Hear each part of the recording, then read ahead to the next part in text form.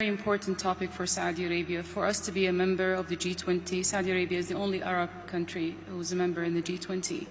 For us to make the change and transfer this knowledge, we have to do the change ourselves in our country. Saudi Arabia this year has been announced to be a top performer in the Women, Business and the Law report announced just last week on the 14th of January by the World Bank. This actually says a lot. The change did not happen overnight. We had to work on changing the law, which is extremely important. If you want to actually make the change sustainable, it has to be through a legislative framework, through the law itself, to be sustainable and to continue. That also sends a signal to the rest of the Islamic world and the Arab world and also our neighboring Gulf countries. We were actually a top performer and #1 on the Gulf countries. We were the second on the Arab world in our ranking on the Women, Business and the Law.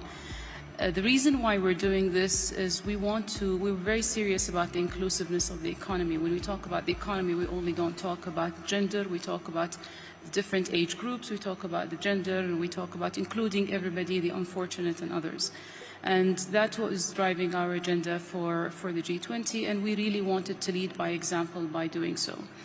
It wasn't only about empowering women or enabling women or giving them the opportunity to play and to act in a level playing field. However, we understand that youth also needs to be educated and skilled and reskilled.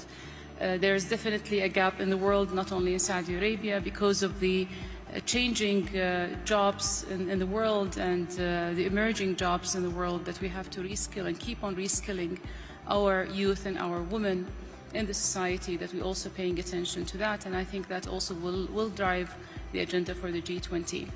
Saudi Arabia wants to act immediately on these changes because we believe that we can actually spread this good virus to our region and to our neighbors, and we will continue with our agenda. This is a journey. We have just started our journey, but we are committed to continuing the journey. Changing the law is one thing, but also putting strategies to empower women and to continue with the agendas of other G20 presidencies is very important.